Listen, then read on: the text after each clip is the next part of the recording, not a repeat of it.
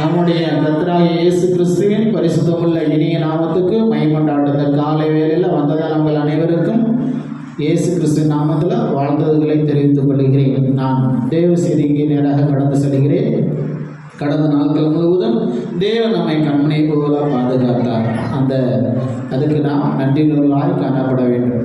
1 யோவான் எழுதின புஸ்தகம் 4ஆம் அதிகாரம் 1 முதல் 3 வசனங்களை வாசிக்கும்படி கேட்டுக்கொள்கிறேன். 1 யோவான் 4ஆம் அதிகாரம் 1 முதல் 3 வசனங்கள்.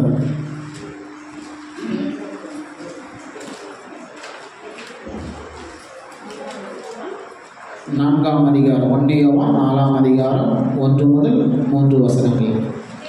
பிரியமானவர்களே, உலகத்தில் அநேக தீர்க்கதரிசிகள் தோன்றினதினால் நீங்கள் எல்லா ஆவிகளையும் நம்பாமல் அந்த ஆவிகள் தேவனால் உண்டானவைகளோ என்று சோதித்து அறியுங்கள். தேவ ஆவியை நீங்கள் எதனால் அறியலாம் என்றால், தேவ ஆவியை நீங்கள் எதனால் அறியலாம் என்றால், மாம்சத்தில் வந்த இயேசு கிறிஸ்துவை அறிக்கை பண்ணுகிற எந்த ஆவியும் தேவனால் உண்டாயிருக்கிறது. மாம்சத்தில் வந்த இயேசு கிறிஸ்துவை அறிக்கை பண்ணாத எந்த ஆவியும் தேவனால் உண்டானதல்ல. வரும் என்று நீங்கள் கேள்விப்பட்ட அந்தி கிறிஸ்துவனுடைய ஆவி அதுவே. அது இப்பொழுதும் உலகத்தில் இருக்கிறது. கர்த்தருடைய நாமத்துக்கு மகிமை. 2 விதமான ஆவிகளை பற்றி சொல்லலாம். எந்த ஆவி? 2 விதமான ஆவிகள். இப்ப ஆவினா ஒரு பேய் பிசாசு, அதைத்தான் நீங்க பாக்குறீங்க. எதை பாக்குறீங்க? பேய் பிசாசு தான் ஆவி. அப்போ ஆவி உங்க உள்ளத்துக்குள்ள இருக்கக்கூடிய ஒரு காரியம். பேய் பிசாசு அது 2வது காரியம். இதுல 2 ஆவிகள் காணப்படுது. ஒண்ணு, இயேசு கிறிஸ்து தான் தெய்வம் என்று அறிக்கை பண்ணக்கூடிய ஆவி. இயேசு கிறிஸ்துவை தங்கள் மாம்சத்தில் அறிக்கை பண்ணக்கூடிய ஒரு ஆவி தேவனால் உண்டாக்கப்பட்டது. அடுத்தபடியாக இயேசு கிறிஸ்துவை அறிக்கை பண்ணாத எந்த ஆவியும் தேவனால் உண்டானது அல்ல. அப்போ தேவனால் உண்டாகப்பட்ட ஒரு ஆவி, 2வது தேவன் இல்லாமல் இருக்கக்கூடிய ஒரு ஆவி. 2 விதமான ஆவி ஒரு மனிதர்களாக காணப்படுகிறது. 2 விதமான ஆவி.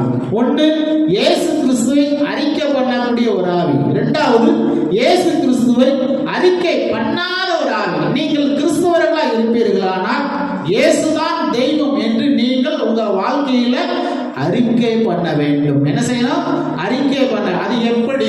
அதைத்தான் நான் உங்களுக்கு விளக்கி காட்ட வாஞ்சிக்கிறேன். அல்லேலூயா.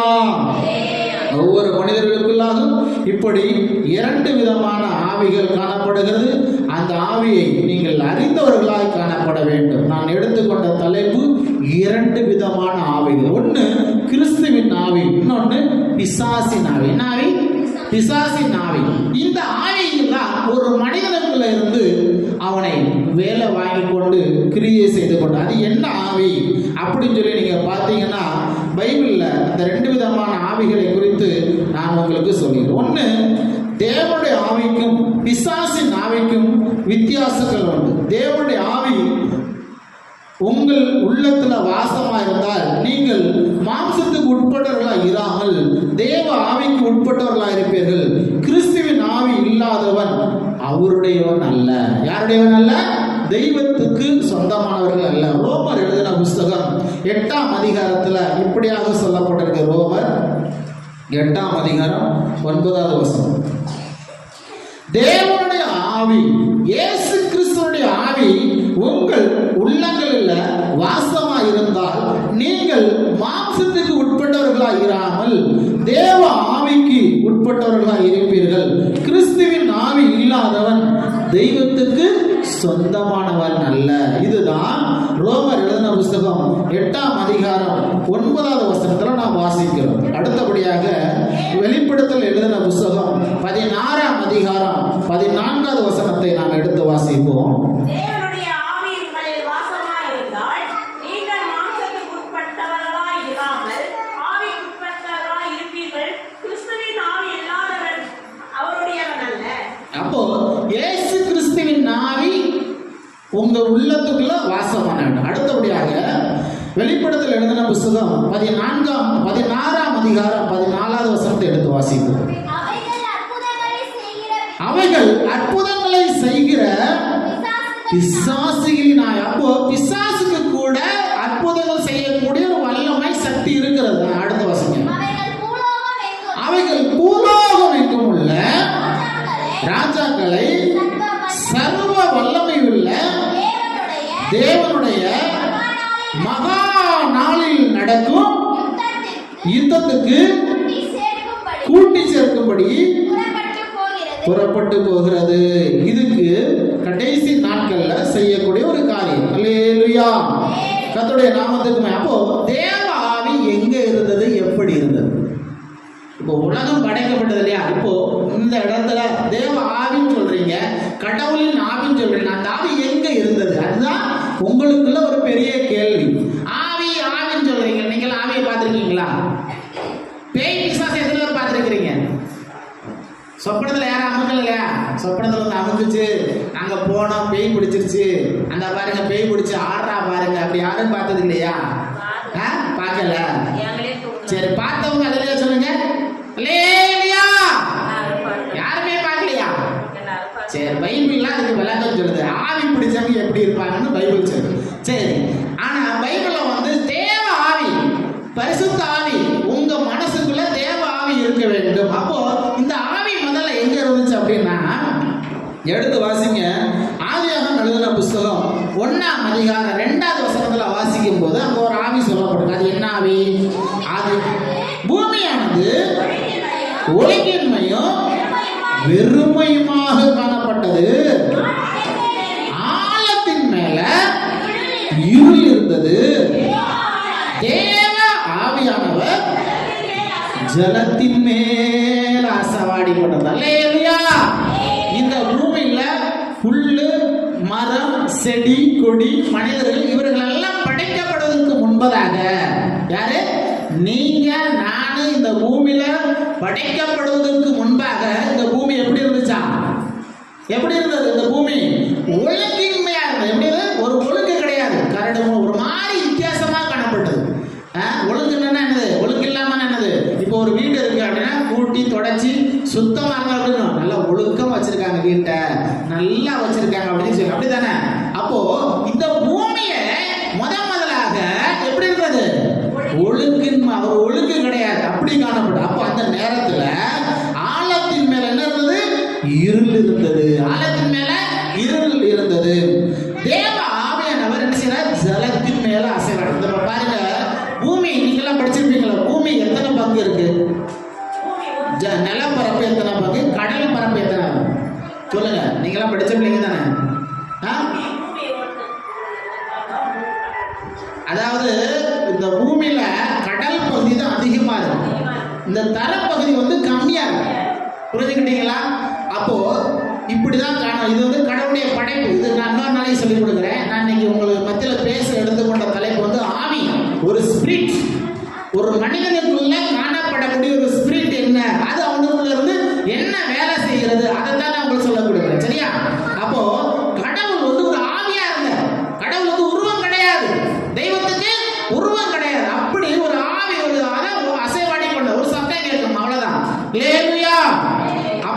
காணப்பட்டது. எடுத்து வாசிங்க. ஆதியாகமம் எழுதின புத்தகம் 41ஆம் அதிகாரம் 38வது வசனம்.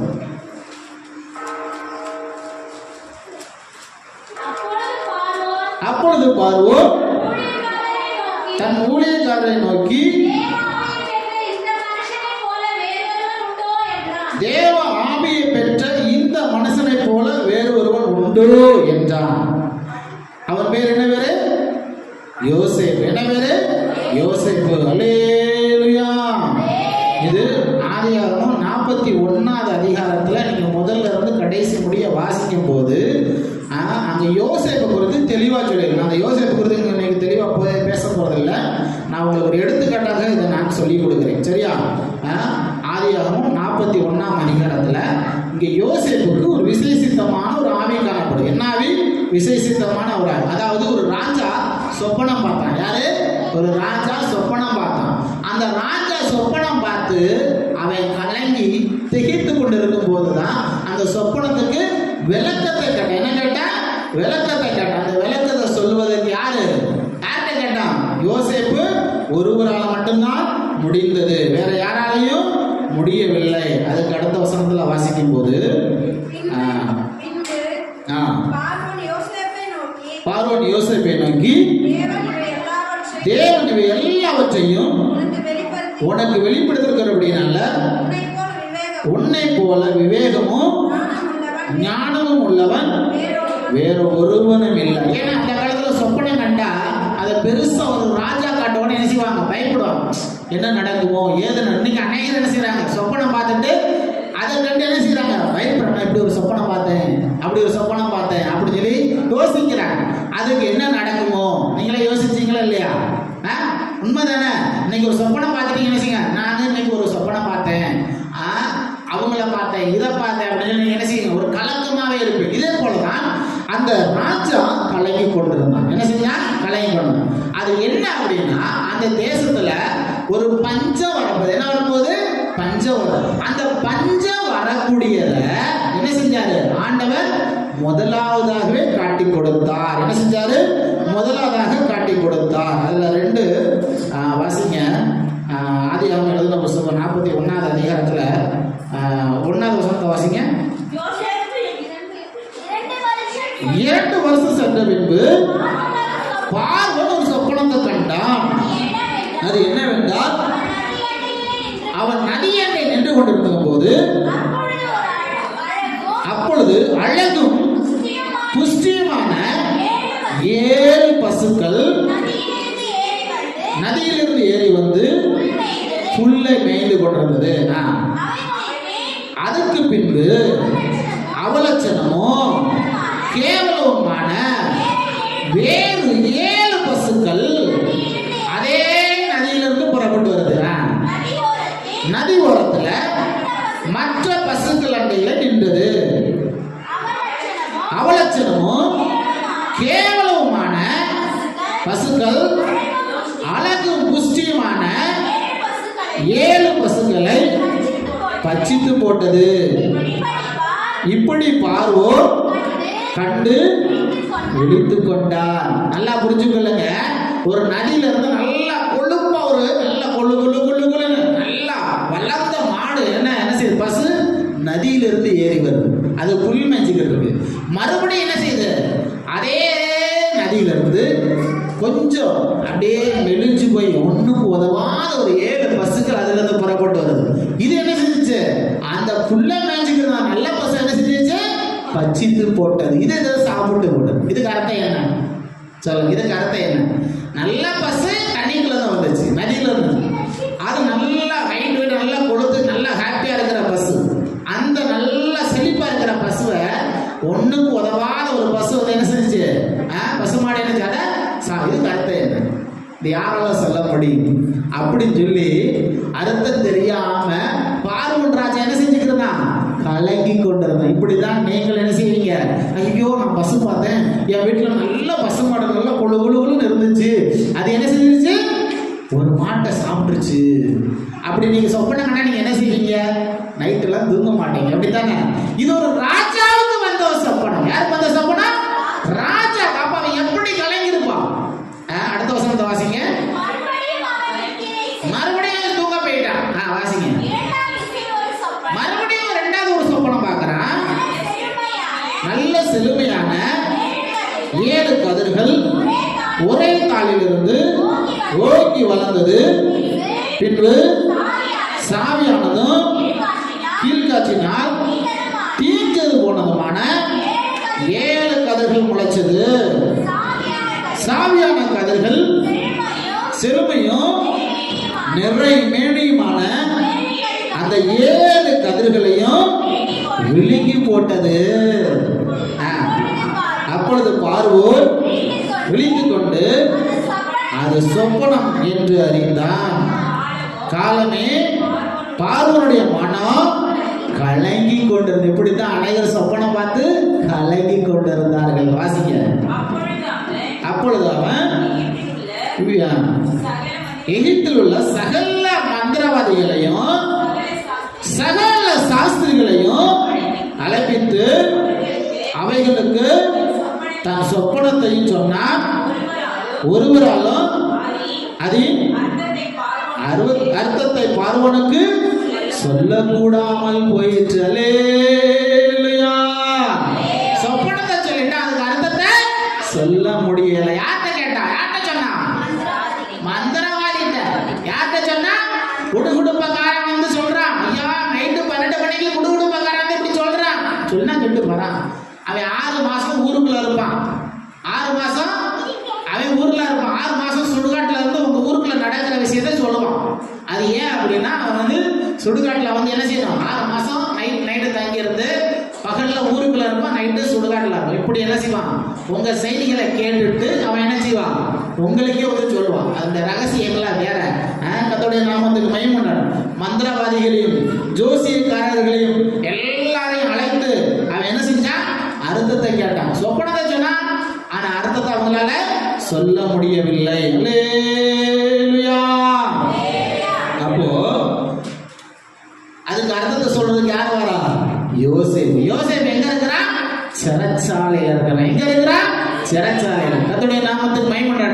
நீ எந்த ஒரு கஷ்டப்பட்டாலும், ஒரு சிறைச்சாலையில இருந்தாலும், எந்த ஒரு கட்டுகளுக்கு மத்தியில நீ இருந்தாலும், தெய்வத்தை நீ அறிந்திருந்தால், தேவனுடைய சமூகம் உனக்குள்ள இருக்குமானால், நீ தெய்வத்தின் பிள்ளையாக இருப்பையானால் உனக்கு தேவ தரிசனம் கிடைக்கும். உனக்கு ஒரு விடுதலை கிடைக்கும். அந்த விடுதலை பெற்ற ஒரு மனிதன் தான் யாரு? யோசேப்பு. அப்போ இவன் சிறைச்சாலைக்குள்ள இருக்கும் போது இந்த ராஜா ஒரு சொப்பனத்தை பார்க்க இல்லையா? சரி, அடுத்து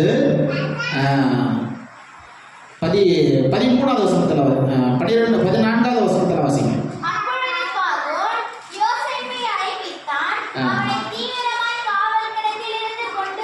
அப்பொழுது பார்வோன் யோசேப்பை அழைப்பித்தான். அவனை தீவிரமாய் காவல் கிடந்து கொண்டு வந்தார்கள். அவன் சவரம் பண்ணி கொண்டு வேறு வஸ்திரம் தரித்து பார்வோனிடத்தில் வந்தான். இவன் எங்க இருந்து வருகிறான்? சிறைச்சாலையில் இருந்து வர. எங்க இருந்து வருகிறான்? சிறைச்சாலையில் இருந்து வர. அல்லேலூயா. காவல் கடமை என்பது சிறைச்சாலை. அதுக்கு மத்தியில இருந்து ஒரு மனிதன் வருகிறான். யாரு? யார் வர்றா? யோசேப்பு. யார் வருகிறா? யோசேப்பு. கர்த்தருடைய நாமத்துக்கு மகிமை உண்டாகட்டும். அப்படி வரும்போது அவன் என்ன செய்யறான்? அழுக்கு துணியோட ராஜா முன்னாடி வர முடியாது. தாடி வளர்த்துட்டு அலங்கோலமான நிலவரத்துல ராஜா முன்னாக வர முடியாது. ஆகியனாலதான் மீச தாடி எல்லாம் எடுத்து விட்டு எங்க வந்து நிக்கிறான்? ராஜா முன்னாக. அப்போ நீங்க எல்லாம் சர்ச்சைக்கு வர்றீங்க, ஒரு நீட்டா ட்ரெஸ் பண்ணிட்டு அழகா வந்தாதான் தேவ சமூகத்துல நிக்கிற ஒரு அழகா இருக்கும். உலகத்துல இருக்கிற ராஜா முன்பாக நிற்பதற்கே நல்ல வஸ்திரம் தரித்து தன்னை அலங்காரம் பண்ணி வரும்போது, நீங்கள் தேவ சமூகத்துக்கு வரும்போது எவ்வளவு நல்லா வரணும் யோசிச்சு பாருங்க. கர்த்தருடைய நாமத்துக்கு மகிமை உண்டாகட்டும். அல்லேலூயா. அடுத்து வாசிங்க. பார்வோன் யோசேப்பை பார்த்து சொல்றான், ஒரு சொப்பனம் பார்த்தேன், அது அர்த்தத்தை சொல்ல ஒருத்தர் இல்ல, ஒரு மனுஷன் கூட இல்ல. சோசியக்காரன் அழைப்பிச்சேன், ஜாதகம் பார்க்கறவனை கூப்பிட்டேன், குறி சொல்றவனை கூப்பிட்டேன், எல்லாரையும் கூப்பிட்டேன், மந்திரவாதியை கூப்பிட்டேன். ஆனா அவங்களால என்ன சொல்ல முடியல? சொப்பனத்தை அர்த்தத்தை சொல்ல முடியல. அடுத்து வாசிங்க. நீ நீ ஒரு சொப்பனத்தை கேட்டால் அதன் அர்த்தத்தை சொல்லுவாய் என்று உன்னை குறிச்சு கேள்விப்பட்டிருக்கேன். நீ சொப்பனத்தை சொன்னா அர்த்தத்தை சொல்லுன்னு சொல்லி நான் உன்னை பத்தி கேள்விப்பட்டிருக்கேன். வாசி. அப்பொழுது யோசேப்பு பார்வோனுக்கு பிரதியுத்தரமாக, நான் அல்ல, தேவனே பார்வோனுக்கு மங்களகரமான உத்தரவு அருளிச்சிருவார். என்ன உத்தரவு அருளிச்சிருவார்? மங்களகரமான வாழ்க்கையில நடக்கக்கூடிய அடுத்து நடக்கக்கூடிய காரியங்களை சொல்வதற்கு உனக்குள்ள ஒரு ஆவி வேண்டும். அந்த ஆவி இருந்தால் தான் இப்படிப்பட்ட மங்களகரமான வார்த்தைகளை சொல்ல முடியும். இல்லாவிட்டா நீ நல்லா இருக்க மாட்ட, நீ அதை செய்யணும், நீ பரிகாரம் பண்ணணும் அப்படின்னு சொல்லி வாழ்க்கை என்ன செஞ்சிருவாங்க? பாலாக்கிடுவாங்க. யார் வந்து சொல்லுவா? ஜோசியக்காரங்களும் மந்திரவாதிகளும் என்ன செய்வாங்க? உன் தலையை குழைப்பிடுவாங்க. என்ன செஞ்சிருவாங்க? உன் தலையை போட்டு குழைப்பிடுவாங்க. இன்னைக்கு அன்னைக்கு ஜோசியம் பார்த்து தலைகட்டு அலைய காரணம் என்ன? மங்களகரமான வார்த்தை கிடைக்கவில்லை. காரணம் என்ன? நீ ஜோசியக்காரனை பார்த்து போற, மந்திரவாதியை தேடி போகிற, குறி சொல்றதை தேடி போகிற, அப்புறம் எப்படி உனக்கு மங்களகரமான ஒரு பதில் கிடைக்கும்? யோசிச்சு பாருங்க. இந்த சொப்பனத்துக்கு ஒரு நாட்டை ஆளுகை செய்யக்கூடிய ஒரு ராஜாவுக்கு தேவனை அறிந்த ஒரு யோசேப்பு, தேவனுடைய ஆவி உள்ள ஒரு யோசேப்பு சொல்லக்கூடிய வார்த்தை என்ன? என்ன வார்த்தை சொல்லுகிறார்? மங்களகரமான வார்த்தை. என்ன வார்த்தை? உன் வாழ்க்கையில ஒரு மங்களம் வேண்டும். மங்களம் என்னது? மங்களம் என்னது? கல்யாணம் தான் மங்களம். ஒரு நல்ல காரியம் மங்களம், அதுதான் மங்களம் சொல்லுவாங்க. சீரேசு நாதனுக்கு ஜெயமங்கலம். இந்த பாட்டை கேள்விப்பட்டிருக்கீங்களா? சீரேசு நாதனுக்கு ஜெயமங்கலம் அப்படின்னு பாட்டு போடுவாங்க. சிஎஸ்ஏ பாட்டு. அல்லேலூயா. சரி, கர்த்தருடைய நாமத்துக்கு மகிமை உண்டாகட்டும். அப்போ அந்த மங்கள சத்தம் உங்க வீட்டுல கேட்க வேண்டும். அதுதான் அவர் என்ன சொல்லுகிறார்? மங்களகரமான உத்தரவை என் தேவன் கொடுப்பார். அல்லேலூயா. அடுத்து வாசிங்க.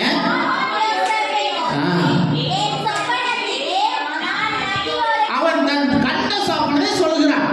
அந்த 7 அவலட்சமான பசுக்களையும் அந்த 7 தீஞ்சு போன கதிர்களும் நல்ல பசுகளை சாப்பிட்டு விட்டது, நல்ல கதிர்களை சாப்பிட்டு விட்டது என்பதை குறித்து சொல்லிக் கொடுக்கிறான். அவன் ஆர்வமாக கேட்டான். அல்லேலூயா.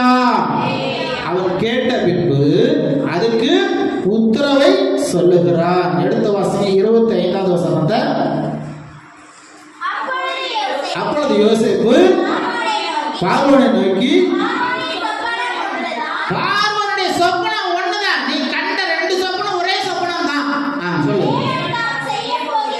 தேவன் தாம் செய்ய போகிறது இன்னதென்று பார்வோனுக்கு அறிவிச்சு. உன் சொப்பனம் உலகத்துல, உன் குடும்பத்துல, உன் தேசத்துல, உன் வாழ்க்கையில நடக்க போற காரியத்தை சொல்லியிருக்கிறார். அதுதான் நீ கண்ட சொப்பனம். வாசிங்க. அந்த 7 நல்ல பசுக்களும் 7 வருஷம். என்னது? 7 வருஷம். அந்த 7 நல்ல கதிர்களும் 7 வருஷம் தான். அந்த நல்ல கதிரும் 7 வருஷம் தான். அந்த நல்ல பசுவும் 7 வருஷம். 2 ஒண்ணு தான். அடுத்து வாசி. அவையிலிருந்து ஏறி வந்த கேவலமும் அவலட்சணம், வியாதி பிடிச்சி அப்படியே நொஞ்சி ஒரு மாதிரி இருக்கிற அந்த 7 பசு இருக்கு இல்லையா? வாசி. அந்த 7 பசுக்களும் 7 வருஷம் கீழ்காட்டினால் தீந்து சாவியான 7 கதிர்களும் 7 வருஷம் தான். இவைகள்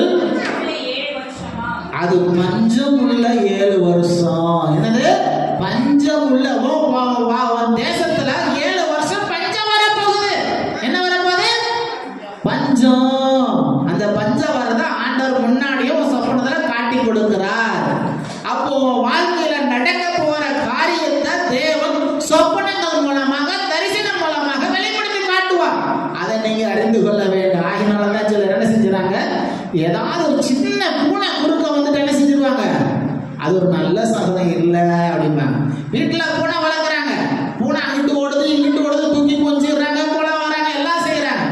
ஆனா பரீட்சைக்கு போகும்போது, ஸ்கூலுக்கு போகும்போது, எங்கேயாவது பிரயாணம் போட்டு போகும்போது பூனை குறுக்க வந்துட்டா என்ன செய்யறாங்க, இது கெட்ட சகுனம். என்ன சகுனம்?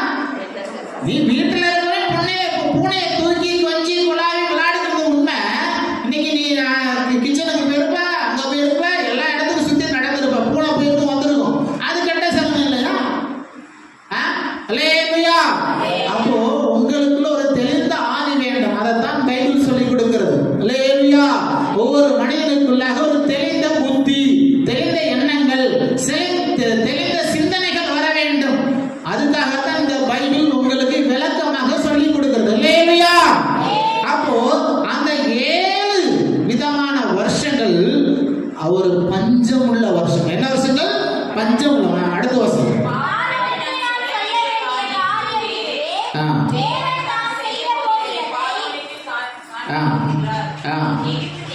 எகிப்து தேசம் வந்து பரிபூர்ணமான விளைச்சல் உண்டாயிருக்கும். அதுதான் 7 வருஷம். ஒரு 7 வருஷம் உன் தேசத்துல என்ன செய்யும்? பஞ்சம் இருக்காது. நல்லா கொழுகுல நல்லா விளைச்சல் அதிகமா இருக்கும். நல்லா இருப்பாங்க, ஜனங்கள் நல்லா இருப்பாங்க, வியாதி இருக்காது, ஒண்ணும் இருக்காது. நல்ல விளைச்சல் உண்டாகக்கூடிய ஒரு 7 வருஷங்கள் இருக்கும். அடுத்து அதுக்கு பின்புதான் பஞ்சம் உண்டாயிருக்க கூட 7 வருஷங்கள் வரும். என்ன வரும்? முதல்ல 7 வருஷம் நல்ல வருஷம்.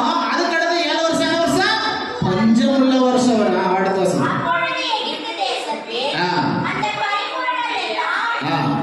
அந்த பரிபூரணம் மறக்கப்பட்டு அந்த பஞ்சம் தேசத்தை பாழாக்கும், வாழ்க்கையை அழிக்கக்கூடிய, வாழ்க்கையை பாழாக்கக்கூடிய ஒரு 7 வருஷம் வரப்போகுது.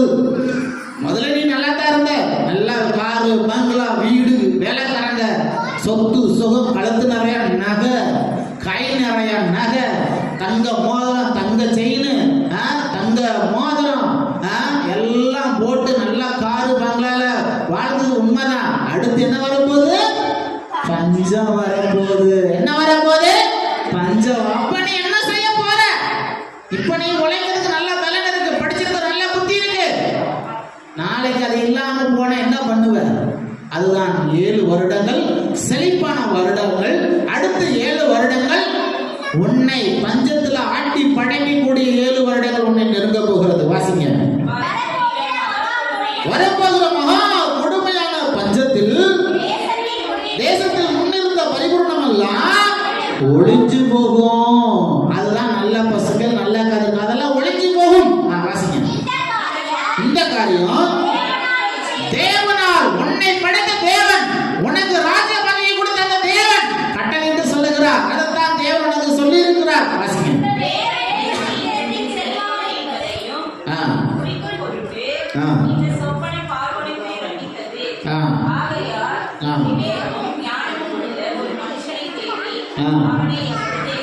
மறுபடியும் வாசிங்க. இந்த காரியம் தேவனால் நிச்சயிக்கப்பட்டிருக்கிறது என்பதையும் தேவன் இதை சீக்கிரத்தில் செய்வார் என்பதையும் குறித்து இந்த சொப்பனம் பார்வோனுக்கு இரட்டித்திருந்தது. அடுத்தது, ஆகையால் விவேகமும் ஞானமும் உள்ள ஒரு மனுஷனை தேடி அவனை எகிப்து தேசத்துக்கு அதிகாரியாக பார்வோன் ஏற்படுத்த வேண்டும். அப்போ இந்த பஞ்சத்தை ஜெயிப்பதற்கு, உன் கஷ்டத்தை ஜெயிப்பதற்கு உனக்கு ஒரு அதிகாரி வேண்டும். ஏன்னா உன்னால முடியாது. அந்த பிரச்சனையை சரி பண்ணுவதற்கு, அந்த பிரச்சனையை சமாளிப்பதற்கு உன்னால முடியாது. அதுக்கு ஒரு அதிகாரி வேண்டும். வாசிங்க.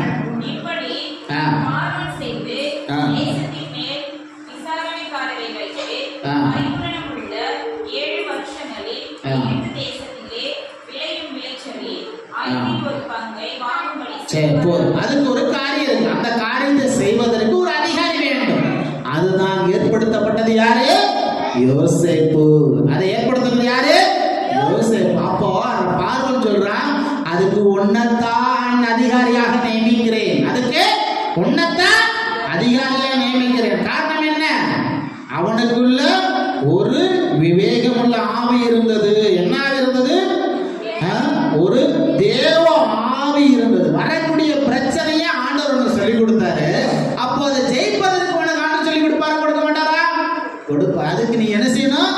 தேவ சமூகத்துல வந்து தேவ ஆவியை பெற வேண்டும். வாசிங்க. 41:38 வசனம்.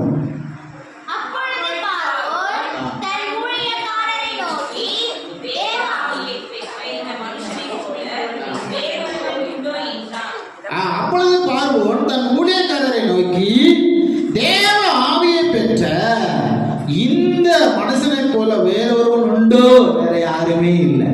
அப்போ நீ தேவ ஆவியை பெற்றிருப்பாயானால் நீ எங்கே இருந்தாலும், சிறைச்சாலைக்குள்ள இருந்தாலும், என்ன கஷ்டத்துக்குள்ள இருந்தாலும், என்ன பிரச்சனைக்குள்ள நீ இருந்தாலும் ஆண்டவர் உன்னை விடுதலை கொடுத்து ஆசீர்வதிப்பார். எப்படி ஆசீர்வதிப்பார்? அதுக்கு அடுத்த வசனத்தை வாசிங்க.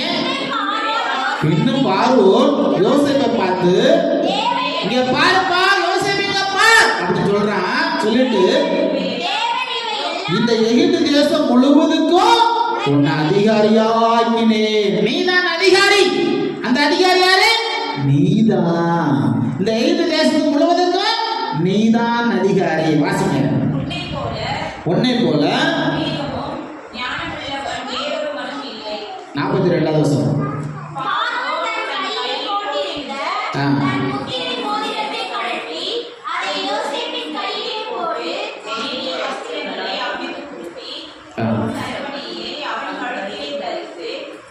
கர்த்தருடைய நாமத்துக்கு மகிமை உண்டாகட்டும். பாருங்க 42வது வசனத்துல பார்வோன் தன் கையில போட்டிருந்த முத்திர மோதிரத்தை கலட்டி போட்டார். அதை யோசேப்பின் கையில போட்டு மெல்லிய வஸ்திரங்களை அவனுக்கு உடுத்தி பொன் சரப்பணியை அவன் கழுத்துல தரித்தான். அல்லேலூயா. எதுக்கு தரிச்சான்? இந்த தேசத்துல தேவன் இவை எல்லாத்தையும் உனக்கு வெளிப்படுத்தி இருக்கிறபடினால உன்னை போல விவேகம் ஞானம் இல்ல, வேற ஒருவனும் இல்ல. எதுக்கு இல்ல? ஜோசியக்காரன் அழைச்சு பார்த்தேன், அவனுக்கு தெரியல. மந்திரவாதி அழைச்சு பார்த்தேன், அவனுக்கு இந்த ஞானம் கிடைக்கல. உனக்கு இந்த ஞானம் இருக்கு. காரணம் என்ன? நீ தேவ ஆவியை பெற்ற தேவனுடைய பிள்ளை. அல்லேலூயா. தேவ ஆவியை பெற்ற தேவனுடைய பிள்ளையாக நீ இருப்பேயானால் உன்னை அதிகாரியாக நியமிப்பார். எப்படி நியமிப்பார்? பொன் சரப்பணி போட்டு. என்ன சரப்பணி? பொன் சரப்பணி என்னது? கழுத்து நேரம் நெக்லஸ் போடுறீங்களா இல்லையா? இந்த கழுத்துல இருந்து அப்படியே தொங்கும். அதுக்கு பிறகு பொன் சரப்பணி, தங்கத்தினால சரப்பணி. இல்லையா? அப்போ அது எப்படி கிடைக்கிறது? நீ கஷ்டப்படும் போது உனக்கு அள்ளி கொடுத்தா எப்படி இருக்கும்? யோசிச்சு பாருங்க. தங்க மோதிரம் கிடைச்சா எப்படி இருக்கும்? அதுதான் தேவ ஆவி. தேவ ஆவி பெற்ற தேவனுடைய பிள்ளையாக இருப்பையானால் உன்னை தேடி வரும். அல்லேலூயா. நீ தேவனுடைய பிள்ளையாக என்ன செய்யும்? எல்லா ஆசீர்வாதங்களும் தேடி வரும். நீ தேடி போக வேண்டிய அவசியம் இல்லை. உனக்கு தேவையான என்னது? ஏசப்பா. யாரு சொல்லுங்க? ஏசப்பா கூப்பிட்டா போதும், வேற ஒண்ணும் செய்ய வேண்டாம். உனக்குள்ள இன்னொன்னு என்ன இருக்கணும்? தெய்வீக ஆவி இருக்க வேண்டும். தெய்வீக ஆவி இருந்தா தான் உனக்கு இது போல தங்க மோதிரம் கிடைக்கும், சரப்பணி கிடைக்கும், நல்ல வஸ்திரம் கிடைக்கும். அடுத்து என்ன கிடைச்சது?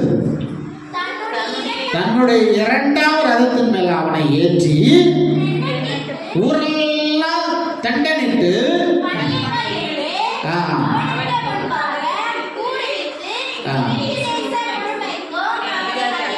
அவனை அதிகாரியா மாற்ற. என்ன சொல்ற? தன்னுடைய 2வது ரதத்தின் மேல அவனை ஏற்றி தண்டனிட்டு. என்னது தண்டனிட்டுனா? ஊரெல்லாம் சொல்றாங்க தண்டனிட்டு. யாருக்கு பணியணும்? இந்த யோசேப்பை இங்க பணியணும். யோசேப்பு எதுல வராரு? இப்போ குதிரை வண்டியில வராரு. அவர் எங்க இருந்தாரு? முதல்ல எங்க இருந்தாரு? பொண்ணுக்கு உதவாது தாடி வளர்த்துக்கிட்டு அழுக்கு ட்ரெஸ் போட்டு இருந்த ஒரு மனுஷனை பாண்டவர் எங்க கொண்டு வச்சிருக்கிறாரு? ராஜாவுடைய 2வது ரதம். அது எப்படி இருக்குன்னு பாருங்க. அந்த காலத்துல அந்த குதிரை ரதத்துல ஏற்றி ஊரெல்லாம் கூட்டிட்டு போகும்போது என்ன செய்யணும்? எல்லாரும் கும்பிடணும். என்ன செய்யணும்? வணங்கணும். அது காரணம் என்ன? தெய்வீக ஆவி இருக்கிறபடினால. நீங்க சர்ச்சைக்கு சும்மா வரன்னு யோசிக்காதீங்க. நீங்க உண்மையிலே தெய்வீக ஆவி, தெய்வீக வசனத்தோட நீங்கள் கேட்டு இந்த இடத்துல இருப்பீர்களானால் உங்களுக்கு முன்பாக எந்த பிரச்சனையும் வரட்டும், உன் சொந்தக்காரன், உன் பக்கத்து வீட்டுக்காரன், யார் வேணாலும் உன்னை எதிராக பேசட்டும், அதை நீ கண்டுக்காம விட்டுடு. அது என்ன செஞ்சு கண்டுக்க. ஆனா உனக்குள்ள என்ன வேணும்? தெய்வீக ஆவி வேண்டும். அந்த ஆவி இருந்துச்சுன்னா ஒரு நாள் உன்னை ஆண்டவர் என்ன செய்வாரு? உயர்ந்த இடத்துல வந்தார். ஏன்னா எங்க வைப்பாரு? உயர்ந்த. அதுக்கு நீ என்ன செய்யணும்? தெய்வீக ஆவியை பெற்ற தேவனுடைய பிள்ளையா இருக்கணும். அடுத்த வாசிங்க. பின்னு பார்வோன் யோசேப்பை பார்த்து, நான் பார்வோன், ஆனாலும் எகிப்து தேசத்தில் உள்ளவர்களில் ஒருவனும் உத்தரவில்லாம தன் கையையாவது தன் காலையாவது அசைக்க கூடாது. என்ன செய்யக்கூடாது?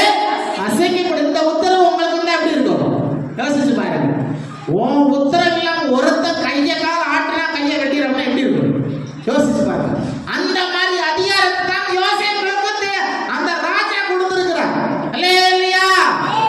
நான் சொல்ற வசனம் புரியுதா? கேக்குதா? எல்லாருக்கும் நல்லா புரிஞ்சு கொள்ளுங்க. நீங்க ஒண்ணுக்கு உதவாத இடத்துல இருந்தாலும் உன்னை உயர்த்துவதற்கு யார் உண்டு? தேவன் உண்டு. அந்த தேவன் உன்னை ஆசீர்வதிக்க வேண்டும். நீ என்ன செய்யணும்?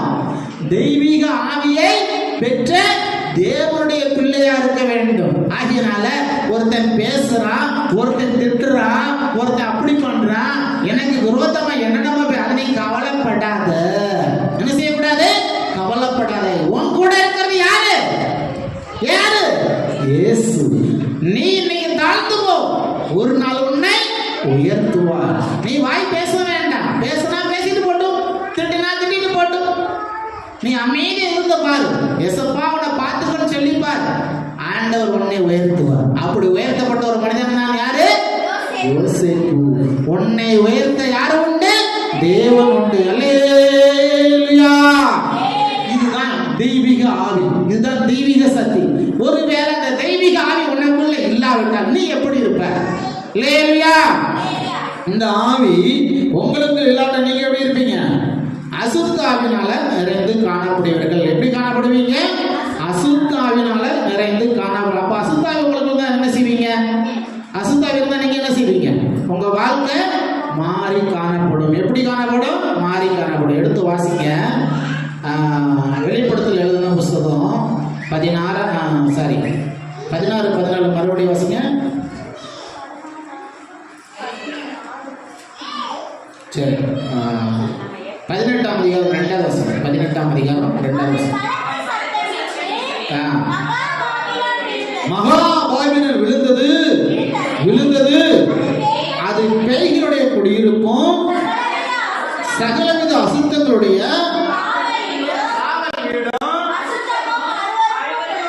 அசுத்தமும் அருவருப்பும் உள்ள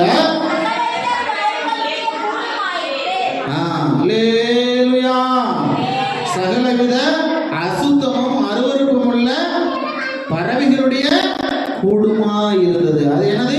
பேய்களுடைய குடியிருப்பார். அப்ப பேய்களுடைய குடியிருப்புனா எப்படி இருக்கும்? இப்போ வந்து தேவ மனிதன் ஆசீர்வதிக்கப்பட்டது சொன்னேன். நீங்க எல்லாம் சந்தோஷமா கேட்டீங்க. அப்போ அசுத்த ஆவி பிடிச்சிருந்தா அந்த மனுஷன் எப்படி இருப்பான்? அவன் வாழ்க்கை எப்படி இருக்கும்? அதை நான் உங்களுக்கு விளக்கி காட்ட வாஞ்சிக்கிறேன். அல்லேலூயா. மத்தேயு எழுதின புஸ்தகம் 12ஆம் அதிகாரம் 42வது வசனம் வாசிங்க. 12:42. மத்தேயு 12:42.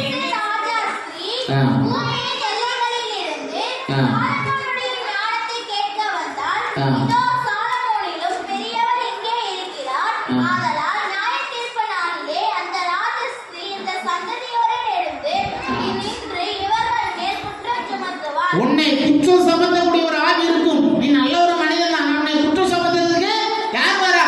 தென் தேசத்து ராஜஸ்திரீ. அவர் ராஜஸ்திரீ தான். ஆனா எங்க இருந்து வருகிறார்? தெற்கு தேசத்தில். தெற்கு என்பது பாவம் நிறைந்த ஒரு உலகம், அநியாயம் நிறைந்த ஒரு உலகம், அக்கிரமம் நிறைந்த அந்த உலகத்திலிருந்து ஒரு மனிதர் வருகிறார். அவ என்ன செய்தா? அடுத்த வசனத்தை வாசிங்க. அசுத்த ஆவி ஒரு மனுஷனை விட்டு புறப்படும் போது வறண்ட இடங்களில் அலைந்து அது இளைப்பாறுதல் தேடியும் கண்டடையாமல் நான் விட்டு வந்த என் வீட்டுக்கு திரும்பி போவேன். அப்ப பாருங்க, நீ தேவனுடைய பிள்ளை, சர்ச்சைக்கு வந்த பிள்ளை, உனக்குள்ள தேவ ஆவி இல்லாவிட்டால் ஒரு ஆவி உன் கூட போராடிக்கிட்டே இருக்கும். என்ன செய்யும்? ஒரு ஆவி போராடு. அந்த ஆவி என்ன ஆவி? அசுத்தம். என்ன ஆவி? அசுத்தம். அது உன் வாழ்க்கைய புரட்டி போடும். அது உன் வாழ்க்கைய அழிக்க நேரிடும். அடுத்த வாசிங்க.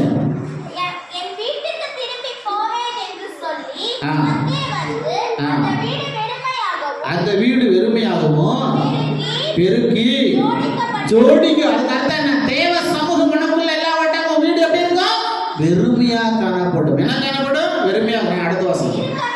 இருக்க கண்டு திரும்பி போய் திரும்பி போய் தண்ணீரும் தண்ணிலும் கொள்ளாத வேறு 7 ஆவிகளை தான் கூட கூட்டிட்டு வரும். அப்போ நீ நல்ல ஒரு மனிதனா இருந்தானா உன்னை தீண்டாது, உனக்கு ஒன்றும் தொந்தரவு இல்லை. இல்லாவிட்டா என்ன செய்யும்? வேற ஆவியை கூட்டிட்டு வந்து உன் கூட போராடும். அல்லேலூயா. அப்ப அதுல இருந்து நீங்க எப்படி தப்புவிப்பீங்க? தப்புவிக்கப்படவே முடியாது. அல்லேலூயா. ஆகியனால் அவைகளை நீங்கள் என்ன செய்ய வேண்டும்? ஜெயிக்க வேண்டும். அது தேவ ஆவினாலதான் ஜெயிக்கும், இல்லாவிட்டா ஜெயிக்க முடியாது. அப்போ உனக்குள்ள என்ன ஆவி இருக்கும்? ஜோடிக்கப்பட்டிருக்கலாம். என்ன ஆவி? எரிச்சலின் ஆவி. என்ன ஆவி? எரிச்சலின் ஆவி. எடுத்து வாசிங்க. என்னாகும் 5ஆம் அதிகாரம் 14வது வசனம். என்னாகும் 5:14. என்னாகும் 5ஆம் அதிகாரம் 14. எரிச்சலின் ஆவி அவன் மேல் வந்து அவன் அவனுடைய மனைவியை என்ன செய்யறான்? தவறாக நடத்துகிறான். அந்த அதிகாரம் நீங்க வீட்டிலேயே படிச்சு பார்த்துக்கொள்ளுங்க. அந்த அதிகாரத்தை வீட்டிலேயே படிச்சு பாருங்க. 5ஆம் அதிகாரத்துல 14வது வசனத்துல எரிச்சலின் ஆவி அவன் மேல் வந்து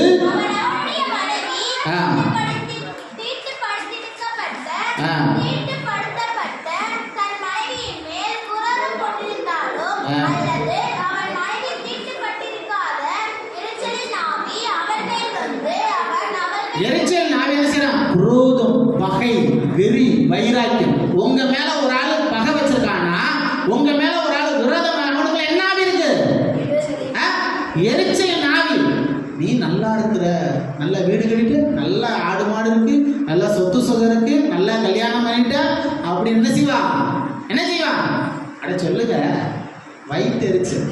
அந்த வயிற்று எரிச்சல் என்ன செய்வா? உன் கூட சண்டைக்கு வரா. இப்ப புரியுதா சண்டையா?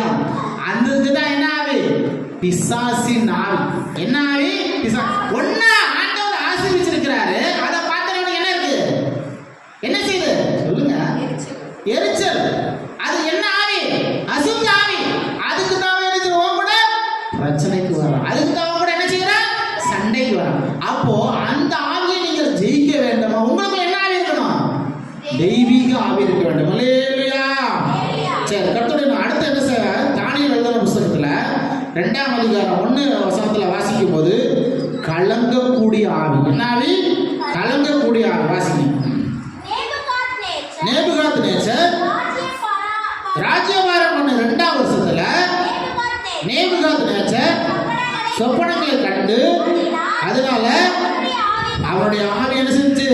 கலங்கி போச்சு. கலங்கி போச்சு. கர்த்தருடைய நாமத்துக்கு மகிமை உண்டாகட்டும். அடுத்த வசனம்.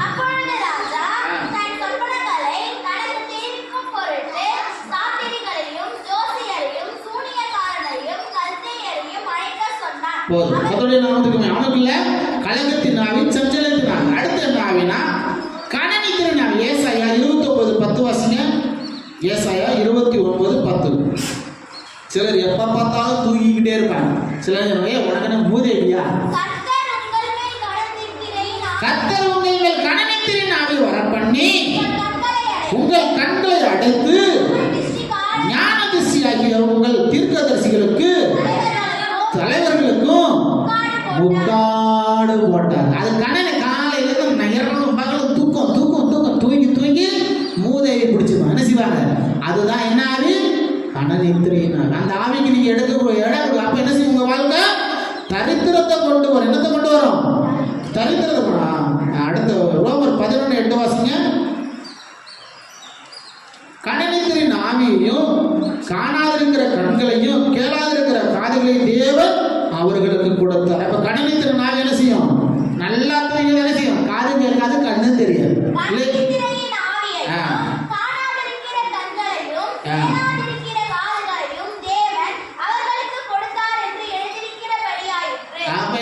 ஊர்ல என்ன நடக்கு, ஏத நடக்கு, வாழ்க்கை என்ன நடக்கு அவங்களை அறிவு இருக்காது.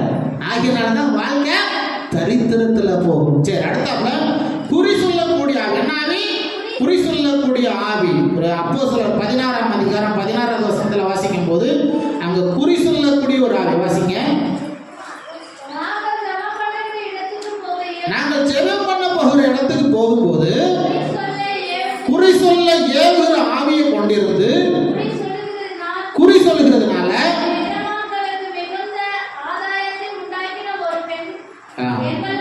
அப்ப குறி சொல்லக்கூடிய ஆவி